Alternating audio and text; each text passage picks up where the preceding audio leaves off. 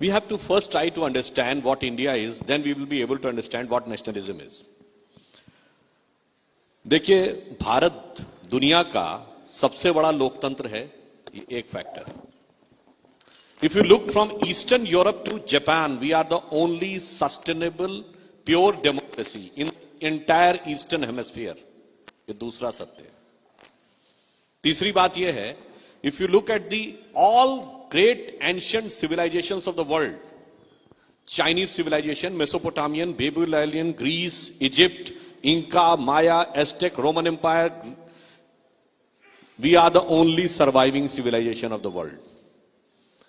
जो अल्लामा इकबाल ने कहा था ना कि यूनान, मिस्र, रोमा सब मिट गए जहां से, कुछ बात है कि हस्ती मिटती नहीं हमारी, सदियों रहा है दुश्मन दौरे जहां हमारा. वो कुछ बात समझने की जरूरत है.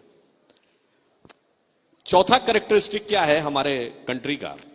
We are the only major country in the entire world history which never went for invasion. और आखिरी कैरेक्टरिस्टिक हमारे नेशन की क्या है?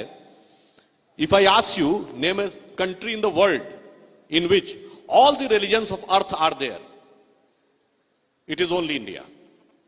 ज़ोरोस्ट्रियंस, पारसी अपनी जमीन से खत्म हो गए, बचे हैं तो सिर्फ भारत में. जब इजराइल बना तो ज्यूज ने अपनी हिस्ट्री लिखी और हर कंट्री में उनके ऊपर जो जो अत्याचार हुए उनको उन्होंने डॉक्यूमेंट किया. और सिर्फ इंडिया एक कंट्री था जहां के ज्यूज ने लिख के भेजा कि forget about persecution, we never faced any discrimination.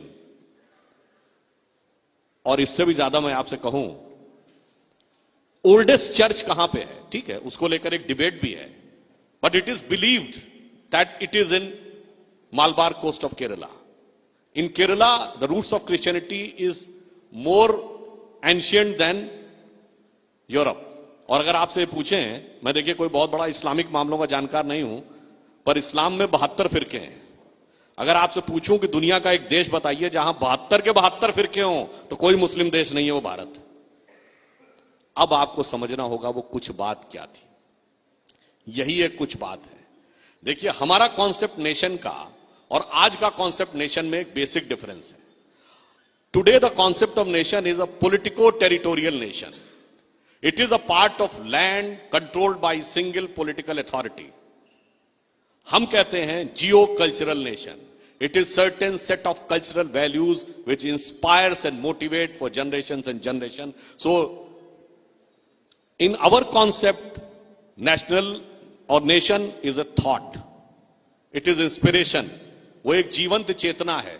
इसीलिए हमारे यहां राष्ट्र को भारत माता कहा गया है, जमीन का टुकड़ा नहीं कहा गया है. अब जो आपने कहा गया, हम किस ढंग से देश को जोड़ते हैं, कैसे हम जुड़ जाते हैं, मैं एक छोटा सा उदाहरण देता हूं. आप देश के किसी भी हिस्से में खड़े होकर, जो हमारी संस्कृति के प्रतीक है, दुर्भाग्य यह है कि जो कुछ बात थी उसको मैकॉले स्कूल ऑफ थॉट के चलते हुए उसको रिलीजियस एंगल में पोर्ट्रे करके एक पर्टिकुलर आइडियोलॉजी पे डाल दिया गया. मैं एक छोटी सी बात कहता हूं. इस देश के जो राष्ट्र पुरुष हैं, आप कहिए जी मैं तो राम का भक्त हूं, तो राम की राजधानी अयोध्या से लेके और राम सेतु दक्षिण तक पूरा का पूरा देश से आप कनेक्ट हो जाते हैं. आपने कहा नहीं जी राम का नहीं जी, मैं तो शंकर जी का भक्त हूं, तो अमरनाथ से लेके रामेश्वरम तक और काशी विश्वनाथ से लेके मल्लिकार्जुन तक आप पूरे देश से जुड़ जाते हैं. आपने कहा नहीं जी मैं तो देवी का भक्त हूं, तो आप वैष्णो देवी से लेके और कन्याकुमारी तक और मुंबा देवी से लेके कामाख्या तक जुड़ जाते हैं. कोई भी हमारे यहां कथा सुन लीजिए, कहानी सुन लीजिए, देश के भिन्न भिन्न अंचलों से कनेक्शन. और इतना ही नहीं, उदाहरण देना चाहता हूं. रामेश्वरम आप में से जितने लोग गए होंगे, अगर आपने देखा हो वहां 22 कुओं से स्नान करना पड़ता है. वो हर 22 कुआं एक एक तीर्थ का सिंबल है. Means sitting on the farthest southern point of country you are connected to the northern most part. और जब आप वहां रामेश्वरम में शिवलिंग के दर्शन करने जाते हैं, उससे पहले पुजारी कहता नहीं, पहले इस वाले शिवलिंग के दर्शन करिए. तो आप कहते हैं ये कौन है? कहते हैं ये काशी विश्वनाथ. काशी विश्वनाथ कहां? नॉर्थ में. आपको दूसरा उदाहरण देता हूं. जब आप पूजा करते हैं, हाथ में जल लेते हैं, तो पुजारी क्या श्लोक बोलता है? गंगे च यमुने च गोदावरी सरस्वती नर्मदे सिंधु कावेरी जलेस्मिन सन्निधिम कुरु. देश की सारी नदियों के जल को मैं प्रतीक रूप में स्मरण करता हूं. ये वो चीज है जो आप किसी भी परिस्थिति में रहें, कोई हिस्सा किसी भी पॉलिटिकल पावर के कंट्रोल में रहे, मगर आपका दिल उससे जुड़ा रहता है। और आज भी वो चीज है। उदाहरण देके कहता हूं, ननकाना साहब पाकिस्तान में चला गया, पर गुरु नानक की शिक्षाएं भारतीय इतिहास का हिस्सा है या पाकिस्तान के इतिहास का? न पाकिस्तान के इतिहास का हिस्सा है, न पाकिस्तान ओन करता है। ओन भी हम ही करते हैं और वो हिस्सा भी हमारा है। तो कोई जमीन का टुकड़ा कट जाने से चेतना नहीं कट जाती। और आज भी मैं कहूंगा, हमारे नेशनल एंथम में पंजाब, सिंध, गुजरात, मराठा है, तो सिंध तो आज भारत का हिस्सा नहीं है। कुछ लोगों ने शायद कोर्ट में जाके प्रयास भी किया था, खैर वो जो भी टेक्निकल रीजन से इससे कोर्ट ने मना कर दिया। तो पंजाब, सिंध, गुजरात, मराठा कहता है सिंध आज भी हमारा हिस्सा है कॉन्शियसनेस का।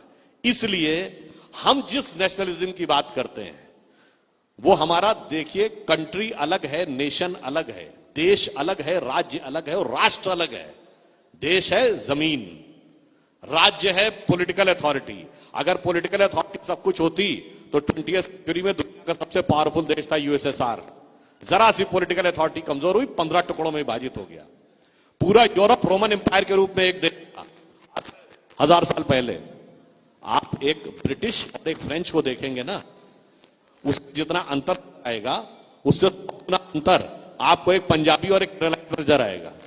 Still we are one nation after 1000 year of foreign dominance. और भाई साहब वो एक साथ नहीं रह पाए, क्यों? वो इसलिए हमारे लिए राष्ट्र चेतना है और न चेतना को कोई मार सकता है, न चेतना को कोई काट सकता है।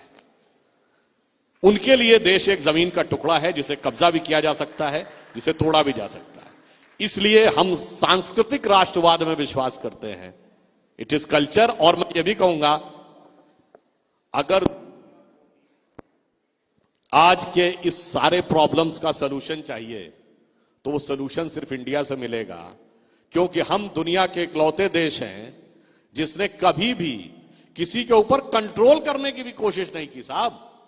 और वो इंस्पिरेशन कहां से आता है? मैं उदाहरण देता हूं।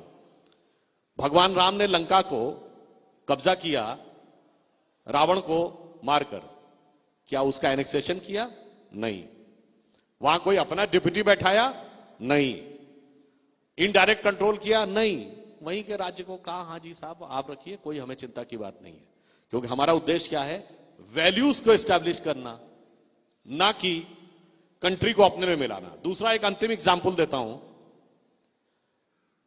अमेरिका आज दुनिया में सबसे बड़ा ह्यूमन राइट्स का चैंपियन बनता है। कोलंबस जब वहां पे लैंड किए, जितने नेटिव्स थे अमेरिका के फिजिकली खत्म हो गए। आज कितने रेड इंडियन बचे हैं? They have physically eliminated all the natives. और ईस्ट में एक कंट्री है कंबोडिया।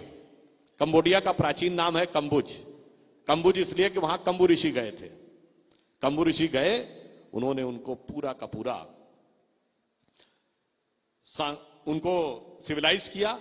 कहा आप वैसे ही रहिए, ना हमने आप पे कंट्रोल किया, ना मैंने आपको अपने में मिलाया, ना आपको एलिमिनेट किया। ये कंबु और कोलंबस का जो अंतर है ना, ये वेस्टर्न माइंडसेट के नेशनलिज्म और हमारे सांस्कृतिक राष्ट्रवाद का अंतर है। धन्यवाद।